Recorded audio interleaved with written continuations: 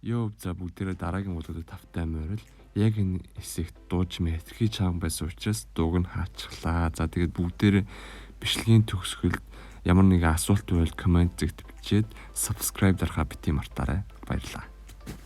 Японд сургуулиуд төгсөж байгаа 4-р курсын айсуусын Монгокгүй 2-р курсын тийм оюутнууд төгс курсын оюутнууд бол шүүшгүй гацууд бол ажил нь эхэлсэн байх гэж бодож байна. Тэгээд яг ямар дараалал явдаг вэ гэдэг цалин хүссэн юм ямар байдаг вэ гэдэг талаар бицсан. Ийм ороод гэж бодож байна. Тэгээд ямар ч өнөөдрийг хүртэл би ажил хийж явах хэвээр бас нэг гоё юм олж авсан.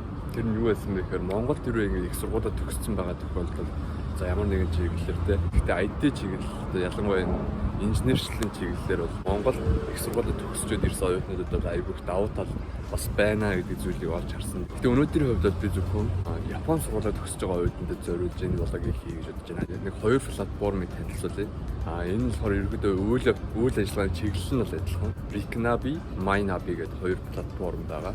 За энэ платформ нь болохоор ямар үйл учиртай вэ гэхээр одоо шин сэдсүү буюу одоо сургуулиуд төгсөж байгаа оюутнуудын шүүшгүй кацтог нь илүү хэлбэр болгож өгөх тийм платформ байгаа. Жишээлбэл одоо 2024 он дараа жил сургуулиуд төгссөн оюутнуудад тухайн онд Япон улс даяараа үйл ажиллагаа явуулж байгаа бүх компаниуд хичнээн хэмжээний ажил хүч хайж байгаа вэ гэдэг талаараа тэр платформ дээр оролцсон байдаг. Сайн өөрөх мэдээллийг оруулаад танилцуулж үзвэл үйл ажиллагаа явуулж байгаа бүх компаниуд гарч. Тэгээд би ингээд өчтөр ингээд хайж үзэж хахад зөвхөн IT-ийн чиглэлээр л ихэд нийт бараг 5000 орчим компани нэгээс дээшгүй ажилтан хайж байгаа гэсэн тийм мэдээлэл олцсон. Тэгэхээр одоо ямар их хэмжээний ажил хүч хэрэгтэй байгаа вэ гэдэг харагдана. Тэгээд зөвхөн IT-ийн гэлтгүй инженерингийн салбар нь бол Японд бүр топ 10 эрэлттэй байгаа ажиллах хүчний эрэлттэй байгаа тийм мэргэжилтэнд орсон байдаг.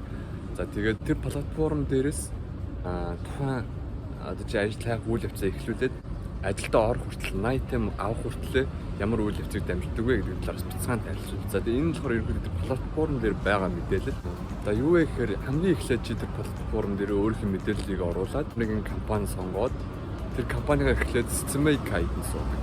Тэр System Kaizen дээр суусны үндсэн дээр тухайн компани үнэхээр чиний сэтгэлд чинь хүрээд чи тэр компанид рүү орохыг хүсэх юм бол тухайн компанийхаа хамгийн ихний мессежүүд нь Yoyoku хийх боломжтой болдог байгаа. Тэгээд System Kaizen суухгүйгээр дараагийн тэр мессеж рүү барыг орох шаардлагагүй. Ягаад вэ гэвэл тэр эхний мессежүүн дээр чамаа ингээд өөрөө хэр их чин сэтгэл гаргаж байгаа гэдэг чинь шалгахын тулд тэр System Kaizen танилцуулсан мэдээллийг хүртэл ингээд амархан мэдээлэл байсан ч гэсэн хамаагүй чамаас асууж ингэж тэр компани чамайг шалгадаг байгаа. Тийм болохоор System Kaizen суухгүйгээр цаашаа мессежүүд нь барыг орох шаардлагагүй. Тийм болохоор эхний ээлжинд System Kaizen суугаад System Kaizen-ээс нь дараагийн эхний мессежүүнд нь ороод тэгээд эхний мессежүүн нь болохоор ерөөдөө одоо сүүлийн үед бол онлайнаар аяг авдаг болсон байгаа. Тэгээд онлайнаар мессеж өгөөд 3-4 өдрийн дараа чамд ерөө чи тэр мессежүүнд тэнцсэн байгаа тохиолдолд дараагийн мессеж рүүгээ товлоорой. Манайх ийм өдрүүд боломжтой байгаа. Чи өөрийнхөө боломжтой өдрийг хэлээд өгөөрэй. Тийм мэйл ирдэг байгаа. Тэгээд дараагийн мессеж нь бол ингээд нүүрээ харж мессеж өгдөг. За тэгээд дараагийн мессеж нь бол арай нэг өндөр албан тушаалтай хүмүүс одоо удирдах албан тушаалтай санхүүгийн тухайн компани үйл ажиллагааны захиралч юм үү тийм хүмүүстэй мессеж өгдөг учраас ерөөдөө чи тэр мессежүүд тэрөө тэнцчих юм бол тэгэл найтайгаа авлаа гэсэн. Найтай гэдэг нь болохоор юу вэ гэсэн үг гэхээр чамд ингээд 1 сарын хугацаатай найтай зөвж шоу гэдэг тийм мэйл ирнэ. Тэрэн дээр нь ямар утга агуулгатай байдаг вэ гэхээр та ингээд манай компани гээд ажиллахад ерөөдөө боломжтой боллоо. Тэгээд та ингээд 1 сарын хугацаанд ч юм уу эсвэл 2 өдрийн хугацаанд биднэрт хариугаа өгөөрэй. Тэгээд тэр 2 сарын хугацаанд хариугаа өгөхгүй бол энэ найтай зөвж шоу хүчингү болно шүү гэсэн тийм хуудас ирдэг. За тэгээд хэрвээ чи үнэхээр тэр компанид орохыг хүсэж байгаа юм бол за би ингээд танаа найтай их чинь хүлээж авлаа. Би ингээд зөвшөөрч байна. Би танаа компанид ажилламаар байна гэсэн мэйлээ зөрүүлээд мэйл бичээл. За тэгээд ерөөхдөө тэр өдрөөс хойш чи тэр компанид ингээд ажиллах боломжтой болж байна гэсэн үг байна. Энэ найтайгаа одоо тэр төгсөх жилдээ хэр эрт авч чадна. Тэр авсан өдрөөс хойш ерөөхдөө нэг сайхан 50 байж болно гэсэн. Тэгээд энэ найтыг бол хэдэн ч компаниас авч болно чи. Би жишээлбэл 2023 онд ингээд төгсөх үедээ би бараг 30-40 компани одоо System Kaizen сууж үзсэн байдаг. Тэгээд тэрнээсээ бараг 20-од компанид нь мессеж өгж үзээд за тэгээд ерөөхдөө бараг 14-5-т нь ингээд ихэнх дийлэнх хувьд нь бараг ингээд одоо мессеж өгөөд унсан байдаг. Заримд нь бол эхнийх дээр нь ундаг, заримд нь бол хоёр дахь дээр нь ундаг ч юм уу те. За тэгээд явж ямарсан компанид орж чадсан байгаа. Тэгээд үргэлжлүүлээд Японд ерөөдөө IT чиглэлээр болоход ерөөдөө ямар хэмжээний цалин авд юм бэ гэдэг талаар бас бицхан яриа. Өчтөр энэ яг блогийг хийх гээд интернетээс судалж үзлээ. IT инженер ямар цалин авд юм бэ? Софтвер инженер ямар цалин авд юм бэ? Нэг жилийн experience байх юм бол чам чи ерөөдөө 4 сая yen хүртэлх цалин авч болдог. 4 сая yen. Бүр амар шүү дээ. Нэг жил 100 сая төгрөгийн цалин авах боломжтой зав. За тэгээд ерөөдөө тэр нэг жилээсээ 2 жилээсээ дээшээ юм шиг болгоч юм бол 5 сая yen, 6 сая yen би авчдаг.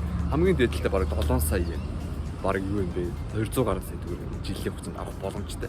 Бодит байдал дээр бас хэцүү. Чин соцоо би дөнгөж төгсөж байгаа оюутнуудын салин бол шал өөр төвшөнд байдаг. Өчигдөр би ингээд тэр тухайн компаниг ингээд судлаад үзэж байхад дөнгөж шин соцоо буюу шинээр төгсөж байгаа оюутнуудад 2 сая 500 мянга орчим yen юм уу? Тэгэхээр ерөнхийдөө нэг тийм сарын нэг 205 мянга yen орчим. За тэгвэл ер нь бол энэ бол компаниудаас шалтгаалаад янз янз байдаг. За тэгээд тэнцэнээс ингээд янз янз дотор шимтгэлүүд нь суудагдана. За тэгээд юу нэмэгдэх вэ гэхээр чиний тээврийн зардлын мөнгийг бол цалингаас тусад нь гаргаж өгнө. За тэгээд ерөөдөө нэг тиймэрхүү цалин авнаа гэж тооцож байна. Тэгээд шинээр төгсөж байгаа үед л өөр улс орныг бодлоо бас харьцангуй бас боломжийн цалин баха гэж бодож байна. За тэгээд нэг өнөөдрийн влог бол нэг энэ хүртэл явах юм шиг байна. Юу ч нэг юм хэлхээ мартчихжээ.